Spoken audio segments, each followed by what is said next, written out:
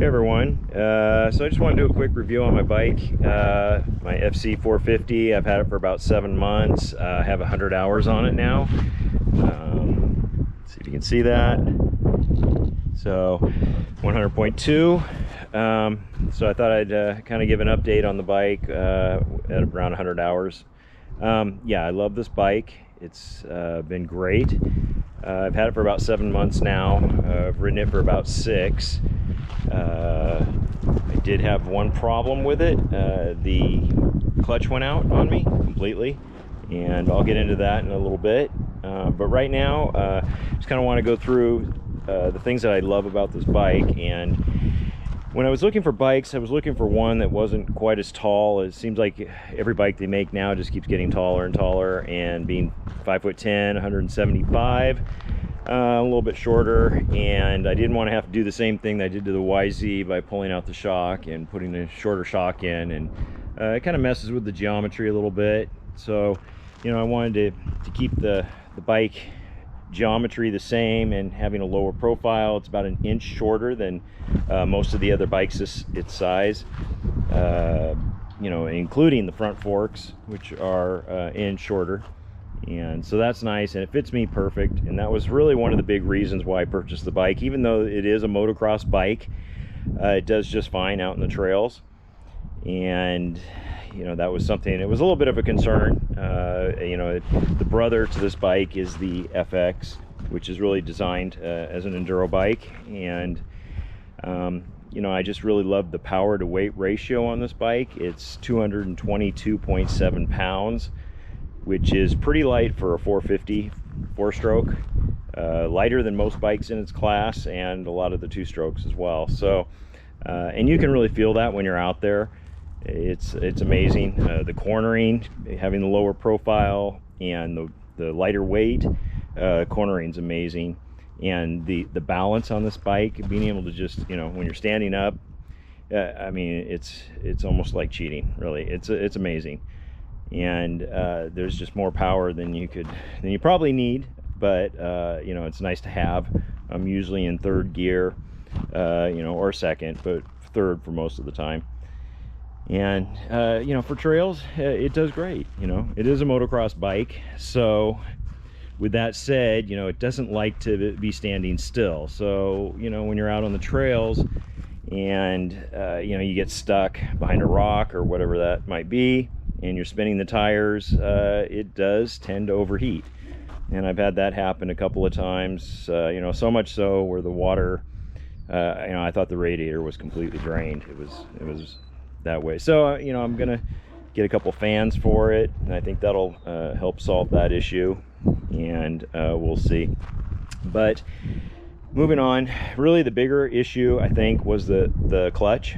That actually went out on me completely at about 49 hours. And originally I thought it was just the oil in the line, but that wasn't the case. And so I took it to the Husky dealership, and it was, of course, you know, 3 months out, so I was past the warranty. But they got on the phone with Husqvarna, and Husqvarna said they would replace it for free, which was great. And they hadn't seen anything like that happen before. So, you know, this is a Brembo hydraulic clutch, and actually the clutch that I have on there now has more hours on it than the original clutch. So I'm hoping it was just a defect. You know, who knows? We'll see. Time will tell on that. But really, you know, I haven't had any other issues with it.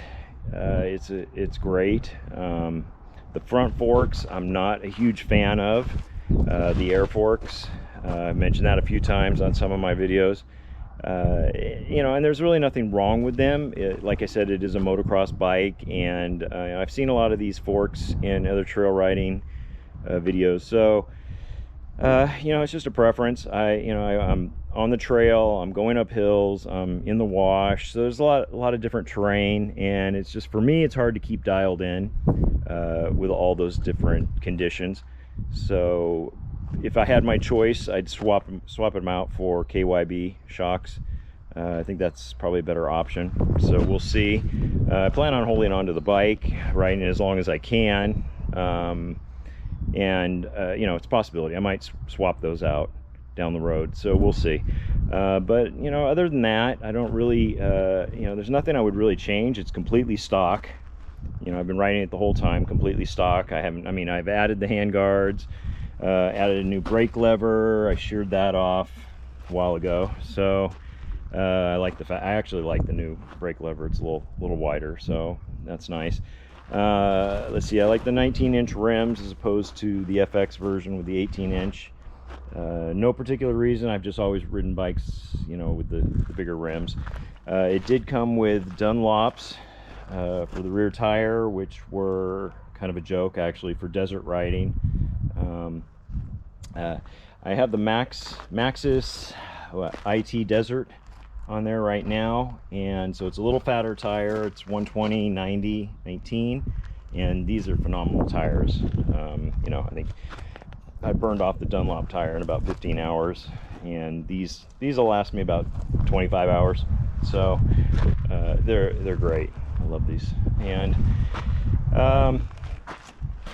you know, for the most part, it's just a fantastic bike, and I would purchase it again. You know, if I'm looking for another 4-stroke down the road, this will be the bike I'll get. You know, it's hard to find one with the lower profile, and for me, it's just perfect. The balance is great. It's actually very reliable. You know, even though the clutch went out, everything else has been super reliable.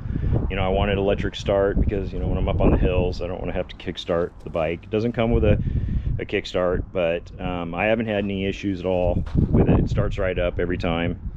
So yeah, it's just been great. And does it make me a better rider? No, I don't think so. You know, I think I ride just as well on the YZ, but of course, you know, I have 3 times the amount of ride time on that bike. So, you know, it's just a matter of getting out there and riding, and seat time. That's what's going to make you a better rider. But this is a great bike. I mean, it's the power to weight ratio is unbelievable. It's a beast. And you know, the cornering is amazing. I don't know if that's just because of the lower profile on it, but yeah, it's great, and plenty of power to get up any hill. And yeah, I'll definitely recommend this bike to anybody, and I'll probably purchase it again down the road if I don't go the 2-stroke route. You know, if I do go 2-stroke, it'll probably be a Beta 300 RR Race Edition or the Sherco. You know, I want one without you know, it's carbureted, doesn't have the oil injector, but we'll see. You know, I've always been 4-strokes. I have ridden the 2-stroke Husqvarna, and I like that. I just, you know, maybe a little too old school, I guess, with the carburetor and no oil injector, so we'll see. But yeah, so I hope you like the review. You know, if you have any questions, leave a comment. I would be more than happy to answer any questions. You know, this bike is going strong, and hope to have it for years to come, and we'll see. So yeah, have a good one. Peace.